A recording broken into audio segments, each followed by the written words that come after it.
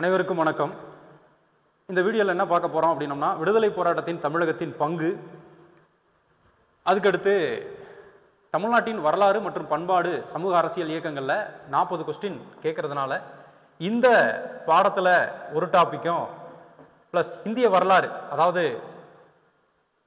Medieval இந்தியாவும் modern இந்தியாவும் கொடுத்துருப்பாங்க இந்த சிந்து சமவெளி நாகரிகத்திலேருந்து, அதில் ஒரு டாப்பிக்கும் சேர்த்து மொத்தம் ரெண்டு டாப்பிக்காக ஒரு இதாக பார்ப்போம். இதில் 40 ப்ளஸ் அந்த டாப்பிக்கில் 25, ஸோ 65 மார்க்கு. அதே மாதிரி ஃபஸ்ட்டு வீடியோவில் இந்திய பொருளாதாரத்தில் 50 மார்க்கும், பாலிட்டியில் 40 மார்க்கும், ஸோ 90 மார்க்கு. இதுவே கிட்டத்தட்ட 155 மார்க்கை கவர் பண்ணிடும். ப்ளஸ் மேக்ஸ் இருக்குது ரெகுலராக பார்க்குறது. ஸோ இந்த 4 டாபிக், இந்த மேஜர் டாபிக் டெய்லி ஒரு டாப்பிக்காக பார்த்தீங்கன்னா உங்களுக்கு ரொம்ப யூஸ்ஃபுல்லாக இருக்கும். இன்றைக்கி இந்த விடுதலை போராட்டத்தின் தமிழகத்தின் பங்குல, விடுதலை போராட்டத்தில் தமிழகத்தின் பங்குல நம்ம என்ன பார்க்க போகிறோம் அப்படின்னோம்னாக்க, டிஎன்பிசி கொஸ்டின் பார்க்கும் பொழுதே உங்களுக்கு டவுட்டெல்லாம் கிளியர் ஆகிடும். லாஸ்ட் டயத்தில் அதான் பண்ண முடியும், அதான் பண்ணுறோம். இப்போ வேதாரண்யம் உப்பு சத்தியாகிரகத்தை ராஜாஜி தொடங்கிய நாள் எதுன்னு கேட்டிருக்காங்க. 13 ஏப்ரல் 1930 பண்ணுறாங்க. இந்த 13 ஏப்ரல் எதில் முக்கியத்துவம் வாய்ந்ததுன்னு உங்களுக்கே நல்லா தெரியும். ஜாலியன் வாலாபாக் படுகொலை நடந்த தினம். அந்த தினத்திலே இவர் ஸ்டார்ட் பண்ணுறாரு. இவர் ஆக்சுவலாக என்னவா இருக்கிறாருன்னா, தமிழ்நாடு காங்கிரஸ் கமிட்டியோட தலைவராக இருக்கிறாரு. இவர் காங்கிரஸ் தலைமையிடத்தை சென்னையிலிருந்து திருச்சிக்கு மாத்துறாரு. அந்த திருச்சியிலிருந்து தான் இங்கே உப்பு சத்தியாகிரகத்தை ஸ்டார்ட் பண்ணுறாரு. இவர் காந்தி எப்போ ஸ்டார்ட் பண்ணுறாருன்னா 1930 மார்ச் 12 ஸ்டார்ட் பண்ணுறாரு. அங்கே சபர்மதி ஆசிரமத்திலிருந்து தண்டிக்கு கிளம்புறாரு. அது தண்டி மார்ச் என்று எல்லாராலையும் அறியப்படுது. இவர் இங்கே வேதாரண்யத்தை, அதாவது திருச்சியிலிருந்து வேதாரண்யத்துக்கு போகிறார். ஸோ இவர் அங்கே இருக்கும் பொழுது என்ன பண்ணுறாரு அப்படின்னா, இதை மதுரைக்கு போயிட்டு சுப்புராமன் வைத்தியநாத ஐயர், சுப்புராமன் அப்புறம் வைத்தியநாத ஐயர், இவங்க 2 பேர்த்துலையும் டிஸ்கஸ் பண்ணுறாரு. மதுரைக்கு போயிட்டு இந்த மாதிரி உப்பு சத்தியாகிரகம் ஸ்டார்ட் பண்ணலாம் அப்படின்னு சொல்லிட்டு, அப்போ தமிழ் புத்தாண்டு தினத்தில் ஸ்டார்ட் பண்ணலாம் அப்படின்னு முடிவு பண்ணுறாங்க. ஏப்ரல் 13 தான் தமிழ் புத்தாண்டு தினம், ப்ளஸ் ஜாலியன் வாலாபாக் படுகொலை நடந்த தினம். ஸோ இந்த தினத்தில் நம்ம ஸ்டார்ட் பண்ணலாம் அப்படின்னு சொல்லிட்டு 100 பேர் கொண்ட குழு திருச்சியில இருந்து டிஎஸ்எஸ் ராஜன், இவர் மெயின்ஸில் ஒரு சிலபஸாகவே இவரை கொடுத்துருக்குறாங்க. இவரோட பொண்ணு தான் இவருக்கு வீர திலகமிட்டு அனுப்பிச்சு வைக்கிறாங்க.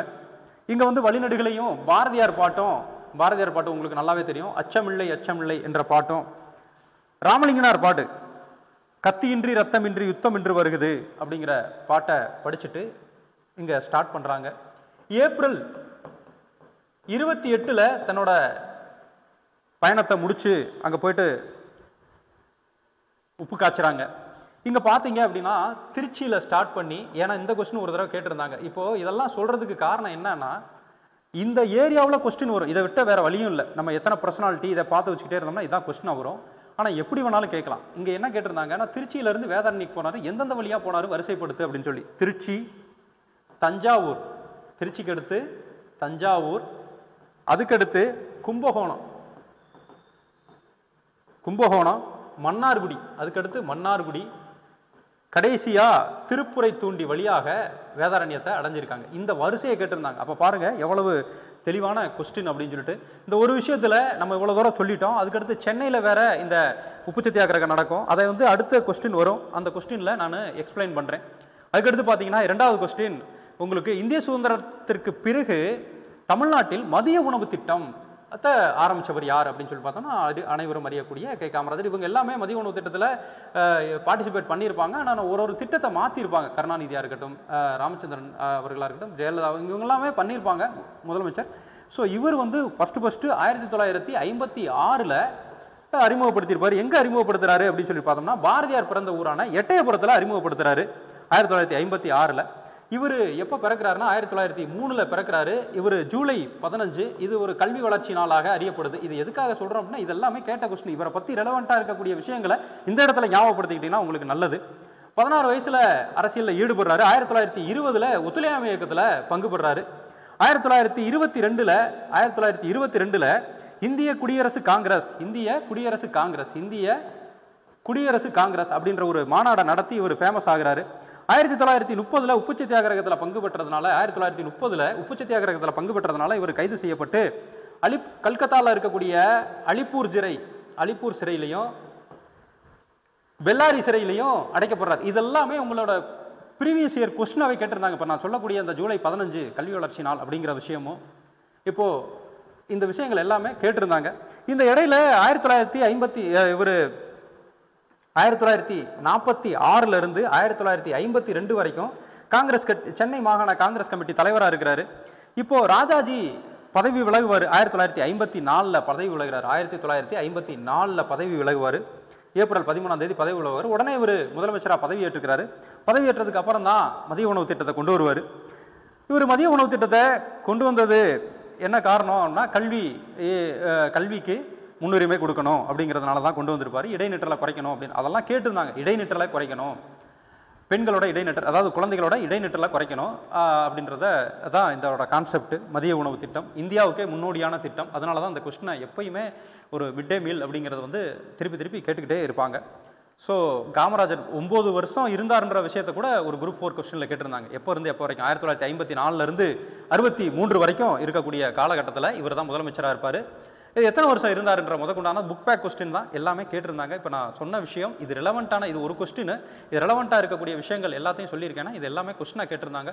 ஸோ இதை ஒரு தடவை ரீகால் பண்ணிக்கோங்க. அடுத்த கேள்வி பார்த்தோம் அப்படின்னோம்னா, மெட்ராஸ்க்கு அருகே இருக்கக்கூடிய உதயவனம் என்ற இடத்துல சத்தியாகிரக முகாமை அமைத்தவர் யார் அப்படின்னு சொல்லி கேட்குறாங்க. மெட்ராஸ்க்கு அருகே இருக்கக்கூடிய உதயவனம் என்ற இடத்துல சத்தியாகிரக முகாமை அடைத்தவர் யார் அப்படின்னா இந்த டி பிரகாசம் அப்படிங்கிறவர் தான். இந்த டி பிரகாசம் அப்புறம் நாகேஸ்வர் ராவ் 2 பேரும் சேர்ந்து தான் சென்னைக்கு அருகில் இருக்கக்கூடிய உதயவனத்தில் இந்த சத்தியாகிரக முகாமை அமைச்சிருப்பாங்க.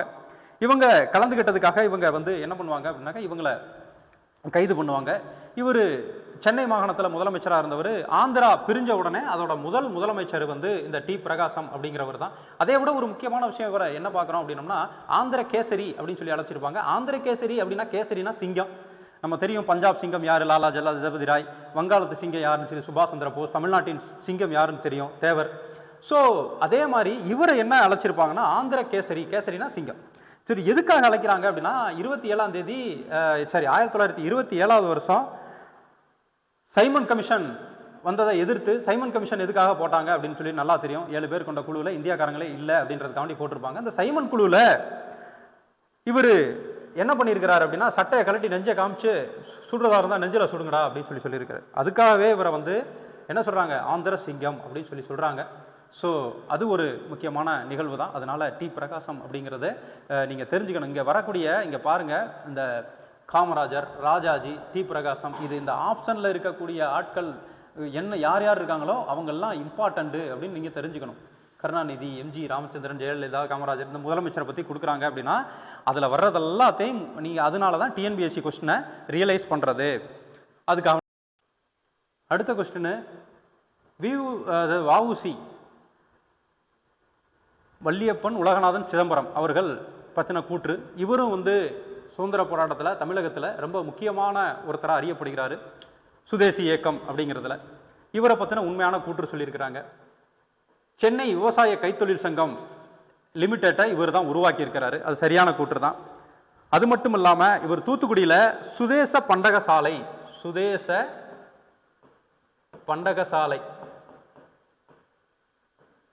தூத்துக்குடியில் உருவாக்கியிருப்பாரு.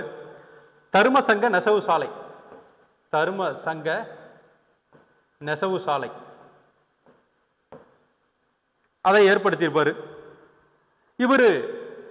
அதுக்கடுத்து சென்னை ஜனசங்கத்தின் தலைவராகவும் இருந்திருப்பாரு. காங்கிரஸ் கட்சி தலைவர் பதவியை விட்டு விலகியவர் அப்படின்னு இருக்க மாட்டாங்க. ஏன் அப்படின்னா இவர் என்ன பண்ணியிருப்பாங்க, 1905 தான் காங்கிரஸ்ல இணைஞ்சிருப்பாரு. 1905 காங்கிரஸ்ல இணைஞ்சிருப்பாரு. இவர் ஒரு வழக்கறிஞர். அதுக்கடுத்து பார்த்தோம்னா இவரோட சுதந்திர போராட்ட நிகழ்ச்சிகள்லாம் கவனிச்ச ஆங்கில அரசு 1908 கோரல் மில் எதிர்ப்பு போராட்டம்லாம் பண்ணியிருப்பாரு. அந்த டயத்தில் பிபின் சந்திரபாலை ரிலீஸ் பண்ணியிருப்பாங்க. அதை வந்து என்ன பண்ணியிருப்பாங்க அப்படின்னாக்கா இவங்க கொண்டாடி இருப்பாங்க, இவரும் சுப்பிரமணிய சிவாவும். அதனால இவருக்கு அரச துரோகம் குற்றம் சாட்டி, இதை மீறினதுக்கான குற்றம் சாட்டி இவரை ஜெயிலில் போட்டிருப்பாங்க. 20 வருஷம் இரட்டை ஆயுள் தண்டனை. சுப்பிரமணிய சிவாவுக்கு 20 வருஷமும் இவருக்கு இரட்டை ஆயுள் தண்டனை அப்படின்னு சொல்லிட்டு 40 வருஷமும் கொடுத்துருப்பாங்க. ஸோ இவரை தீர்ப்பு கொடுத்தவர் வந்து திருநெல்வேலி செஷன்ஸ் கோர்ட் நீதிபதி பின்ஹே அப்படிங்கிறவர் தான். இவர் தான் சொல்லியிருப்பாரு, இவரோட பேச்சை கேட்டால் செத்த பணமும் எந்திரிச்சிரும் அப்படின்னு சொல்லிட்டு. ஸோ அதனால இந்த பின்ஹேன்ற பேரை நான் சொல்கிறேன், உபயோகிக்கிறேன். ஸோ இது இல்லை, எது வேணாலும் வரலாம். அதனால இவர் ரொம்ப முக்கியம். 1906 இவர் என்ன பண்ணுவாருன்னா, 1906 சுதேசி நாவாய் சங்கம் அப்படின்ற ஒன்றை ஸ்டார்ட் பண்றாரு. காலியா லாவோ அப்படிங்கிறது. இவர் மெய்யறம் மெய்யறிவு இதெல்லாமே கேட்ட கொஸ்டின், அதனால தான் நான் இதை சொல்றேன். மெய்யறம் மெய்யறிவு அப்படின்ற நூல்களை எழுதியிருக்காரு. விவேகபானு இந்து நேசன் இதழின் ஆசிரியராகவும் இருந்திருக்கிறாரு. இவர் தென்னாட்டின் திலகர், கப்பலோட்டிய தமிழன், செக்கிழுத்த செம்மல் அப்படின்லாம் அறியப்படுறார். ஸோ என்னடா இந்த கேள்விக்கே சம்மந்தம் இல்லாமல் சொல்லிக்கிட்டு இருக்கேன்னு பார்க்காதீங்க. இந்த காங்கிரஸ் தலைவர் பதவி இவருக்கு இருந்திருக்காது. ஏன்னா இது ஒரு காலம் பூராமே ஜெயிலில் தான் இருந்திருப்பார். 1936 நவம்பர் இறந்துருவார். 1936 நவம்பரில் இறந்துருவார். ஸோ அதனால் இவர் இந்த கூற்று மட்டும் ராங் அப்படின்னு சொல்லிட்டு நம்மளுக்கு நல்லாவே தெரியும். ஸோ 3 வர்ற கூற்றை எலிமினேட், அது சரி, ரெண்டாவது கூற்று ராங்னு தெரியும். ரெண்டாவது கூற்று இருக்கிறது ராங் நம்ம எடுத்துக்கலாம். அப்போ இது வராது, இதுவும் வராது. அப்போ 1 ரைட்டு அப்படின்னு சொல்லி தெரியும். அதனால 1, 3 ஈஸியாக நம்ம சூஸ் பண்ணிடலாம். ஸோ நம்ம கொஸ்டினை சில விஷயங்கள் இப்போ படிச்சுக்கிட்டே இருப்போம், அதில் எலிமினேட் பண்ணுறது ஈஸியாக தெரிஞ்சுக்கிட்டோம் அப்படின்னாலே கொஸ்டின் அணுகிறது ஈஸியாக இருக்கும். அடுத்த கொஸ்டின் பார்ப்போம்.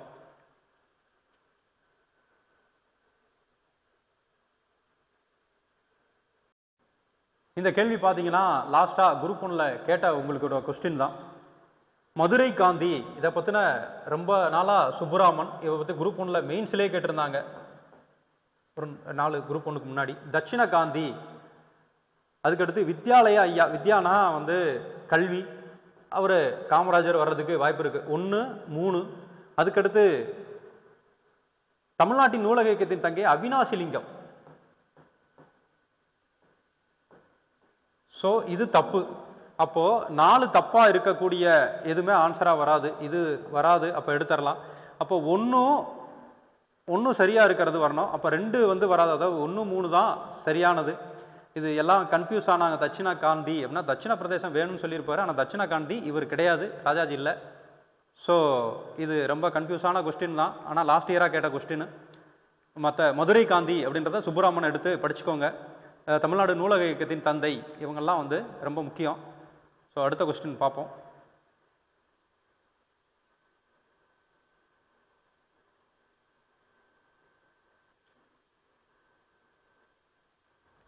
இந்த கொஸ்டினில் பார்த்தீங்க அப்படின்னாக்க என்ன கேட்டிருக்காங்க அப்படின்னா, கால வரிசைப்படுத்தணும் அப்படின்னு சொல்லி கேட்குறாங்க.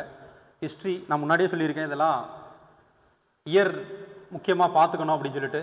பாரத மாதா சங்கம் 1910 சென்னை மகாசன சபை 1884. இதெல்லாமே மெயின்ஸில் சிலபஸாகவே கொடுத்துருக்காங்க. அதை விளக்கமாக தனித்தனியாக சொன்னால் நல்லாயிருக்கும்.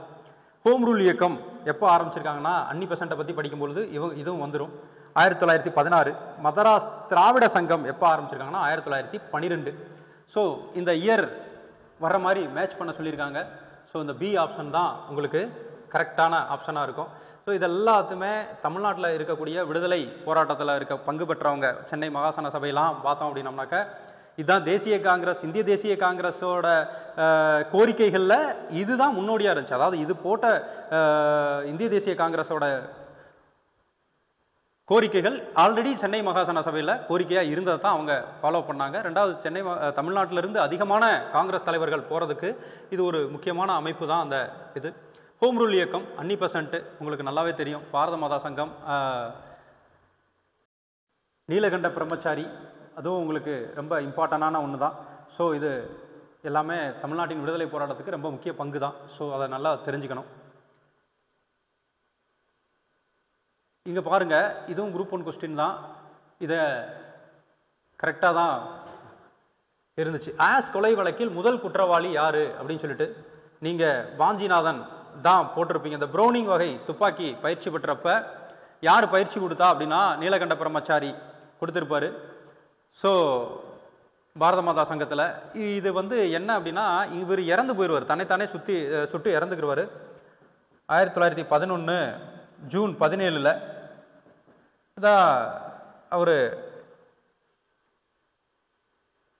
வாஞ்சிநாதன், ஆஸ்குலை வழக்கில். ஆனால் இவர் இறந்ததுனால எல்லா பேரும் இவர் தான் குற்றவாளி அப்படின்னு நினச்சிருப்பாங்க. இவர் இறந்ததுக்கு அப்புறம் இவர் இல்லை, ஆக்சுவலாக நீலகண்ட பிரம்மச்சாரி தான் ஜெயிலில் போட்டுருவாங்க பிடிச்சி. அதனால் முதல் குற்றவாளி யார் அப்படின்னு சொல்லி பார்த்தோம்னா நீலகண்ட பிரம்மச்சாரி தான். ரைட்டு. இதில் யோசிச்சு, அதாவது நம்ம தெரிஞ்ச விஷயங்களே சில தவறுகள் நடக்கிறதுக்கு வாய்ப்பு இருக்குது. அதனால் அந்த டயத்தில் எவ்வளோ தான் படிச்சுட்டு போனாலும் அந்த 3 மணி நேரம் அப்படிங்கிறது உங்களுக்கு ரொம்ப முக்கியமான குரூஷியலான டைம். அந்த டயத்தில் சரியாக யோசிச்சு போட்டிங்கன்னா ரொம்ப நல்லாயிருக்கும். அடுத்த கொஸ்டின். இதையே 2 பார்ட்டாக கூட நான் போடுறேன். அதிக கொஸ்டின் சொல்கிற மாதிரி, வேகமாக சொல்கிற மாதிரி பார்ப்போம். இது உங்களுக்கு யூஸ்ஃபுல் இருக்க மாதிரி. ஒரு ஈவேரா பெரியார்,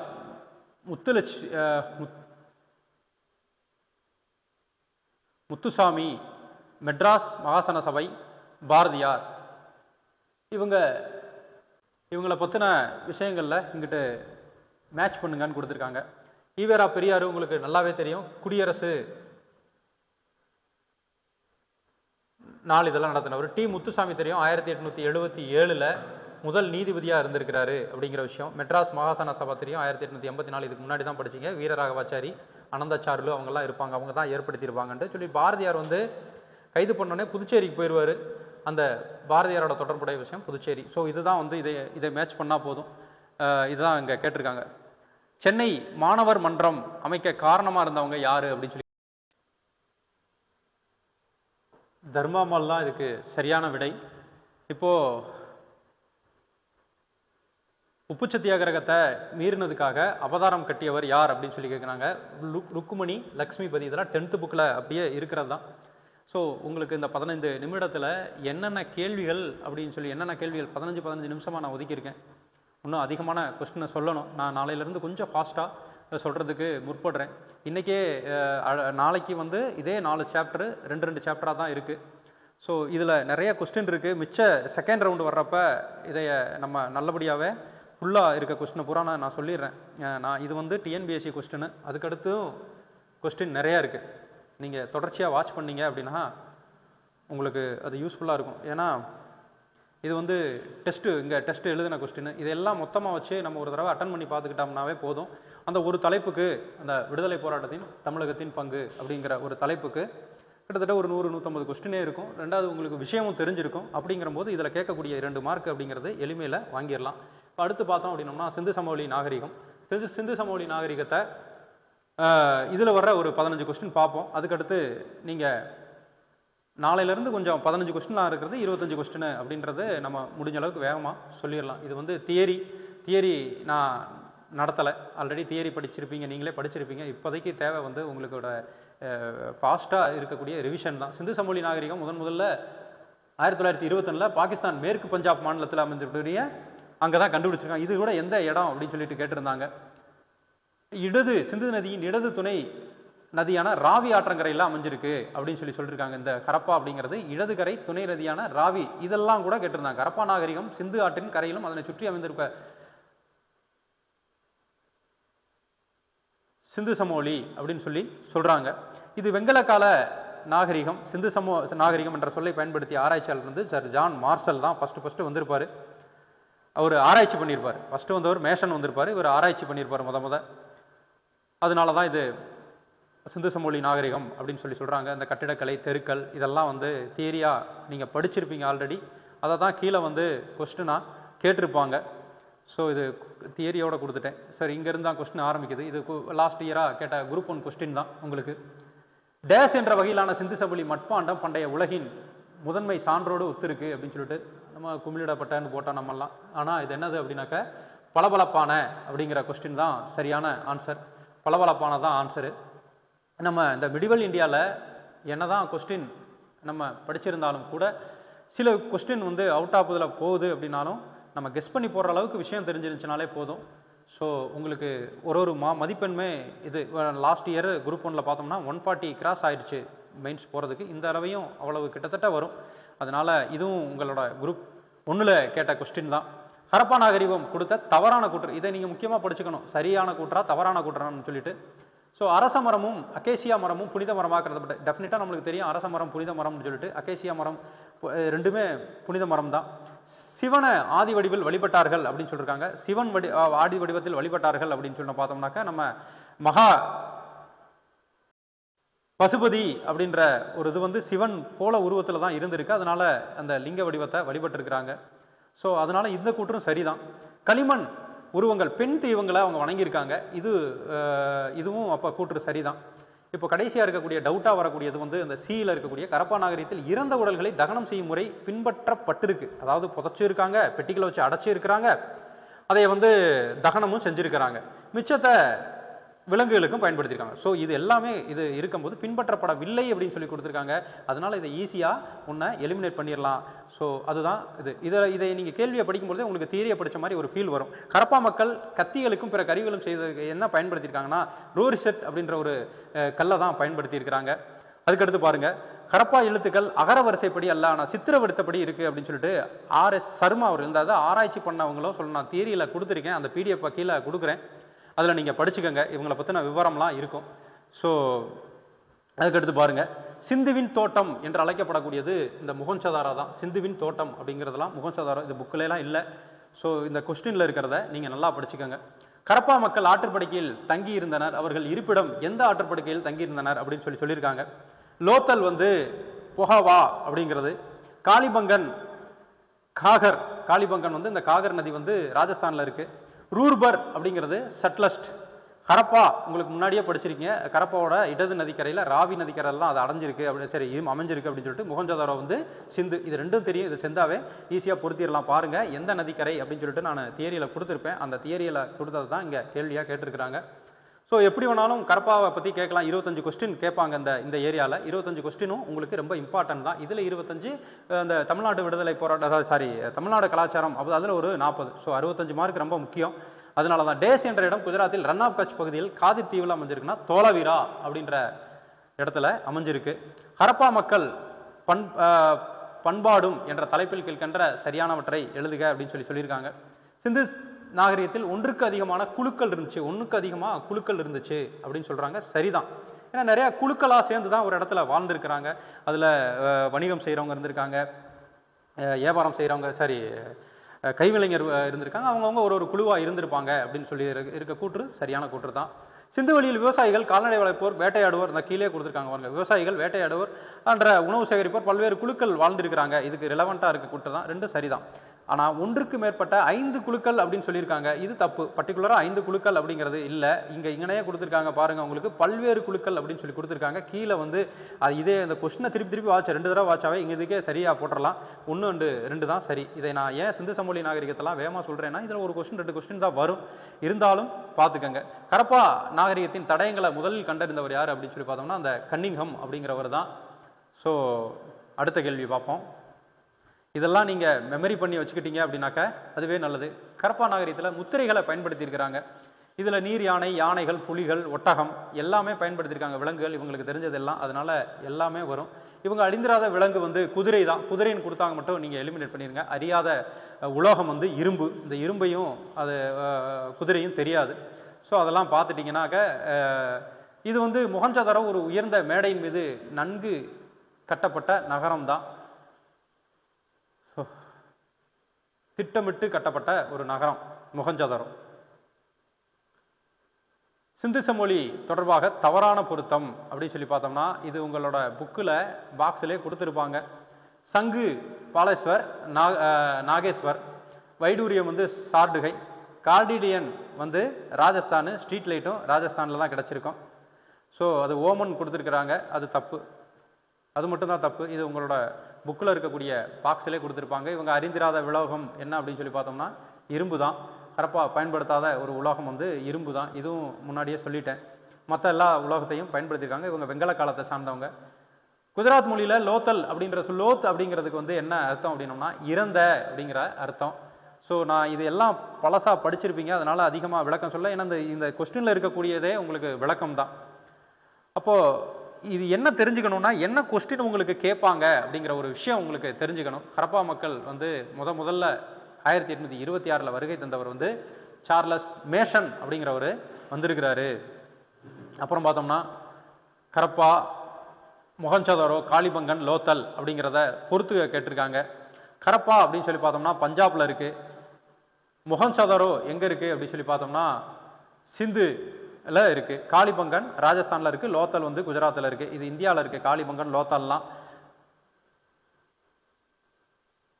யாருடைய வழிகாட்டுதலின்படி மொஹஞ்சதாரோ ஹரப்பாவின் அகழ்வாராய்ச்சி மேற்கொள்ளப்பட்டதெல்லாம் சர் ஜான் மார்ஷல் தலைமை இதில் தான் வந்து அகழ்வாராய்ச்சி மேற்கொண்டிருப்பாங்க.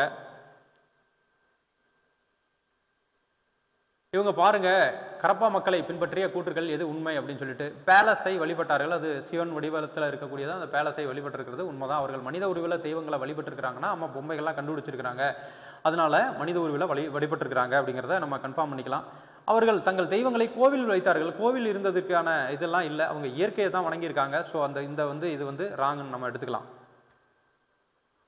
அடுத்த கொஸ்டின், சிந்து மக்களை பற்றிய தவறான கூற்றுகள் எது அப்படின்னு சொல்லி பார்த்தோம். சிந்து சமவெளி மக்கள் வந்து மரம் விலங்குகளை, இப்போ பாருங்க, வழிபாட்டு முறைகளை திருப்பி திருப்பி உங்களுக்கு கேள்விகளாக கேட்டுக்கிட்டே இருக்காங்க. மக்கள் வந்து மரம் விலங்குகளை கடவுளாக வழிபட்டிருக்கிறவங்க. நெருப்பு இயற்கையை வழிபட்டிருக்காங்கன்னு நான் சொல்லியிருக்கேன். இந்த கொஸ்டின்லாம் நான்லாம் தப்பு தான் பண்ணேன். நெருப்பு நீரை அப்படின்னு நீர் அப்படிங்கிறது நான் என்ன நினைச்சேன்னு தெரியல. அதனால தான் சொல்கிறேன், நீங்கள் படிக்கும் பொழுதே நல்ல படிக்கும்போது இல்லை, அங்கே போயிட்டு நீங்கள் அட்டன் பண்ணுற அந்த 3 மணி நேரம் உங்களுக்கு ரொம்ப இம்பார்ட்டண்ட்டாக இருக்கும். ஸோ அதில் கொஞ்சம் விழிப்புணர்வோடு இருந்தீங்கன்னா, அதனால தான் இங்கே டெஸ்ட்டெல்லாம் அட்டன் பண்ண சொல்கிறது. டெஸ்ட்டு அட்டன் பண்ணிக்கிட்டே இருக்கீங்க அப்படின்னா உங்களோட தவறுகள் ஈஸியாக தெரிஞ்சிடும்.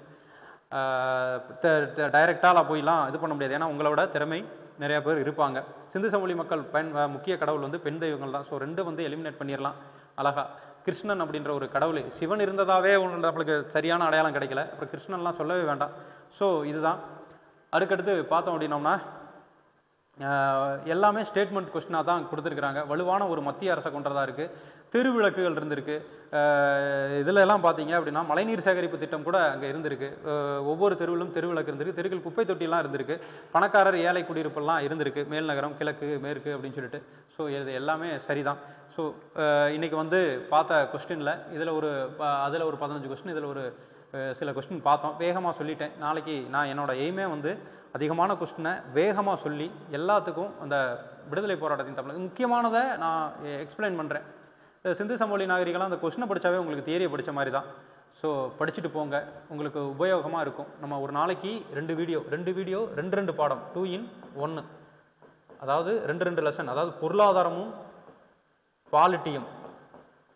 இது வந்து ஒரு வீடியோ, அதாவது பொருளாதாரத்தில் 50 மார்க் இருக்கிறதுனாலையும் பாலிட்டியில் 40 மார்க் இருக்கிறதுனால ஆக மொத்தம் 90 மார்க். இது ஒரு வீடியோவாகும். 1 மார்க்கா உண்மையிலே தியரியெல்லாம் நான் சொல்லலை, ஒன்லி 1 மார்க்கை எக்ஸ்பிளைன் பண்ணுறேன், அதுவே போதும்னு நினைக்கிறேன். அதே மாதிரி ஹிஸ்ட்ரியில் இருக்கக்கூடிய தமிழ்நாடு கலாச்சாரம் அதில் 40 மார்க் கேட்பாங்க. அப்புறம் history, Indian history and Tamil Nadu history சேர்ந்தது 25 மார்க் கேட்பாங்க. டோட்டலு 65 மார்க் கேட்பாங்க. இதிலே பார்த்தீங்க அப்படின்னா 155 மார்க்கு உங்களுக்கு வந்துடும். ப்ளஸ் சொல்கிறது ஈஸி, ஆனால் ரெகுலராக இதை நீங்கள் பார்த்துக்கிட்டே இருந்தீங்கன்னா கடைசி இந்த 50 நாளில் ரிவிஷன் பண்ணுறதுல செலவிட்டிங்கன்னா ஈஸியாக மதிப்பெண்கள் வாங்கிடலாம். இதில் கணக்கு 25 மார்க் இருக்குது. ஸோ 180 மார்க்கு இதுவே வந்துடும். இதுக்கடுத்து இது சயின்ஸும் ஜாகிரஃபி வேறு இருக்குது. ஸோ அது 10 மார்க்கு 20 மார்க்கு. ஸோ ஈஸியான இதுதான் கொடுத்துருக்காங்க. கரண்ட் அஃபேர்ஸ் ரிலவெண்ட்டாகவும் படிச்சுக்கணும். ஸோ டெய்லியும் வாட்ச் பண்ணுங்கள், உங்களுக்கு பிரயோஜனமாக இருக்கும்னு நான் நம்புகிறேன். தேங்க்யூ.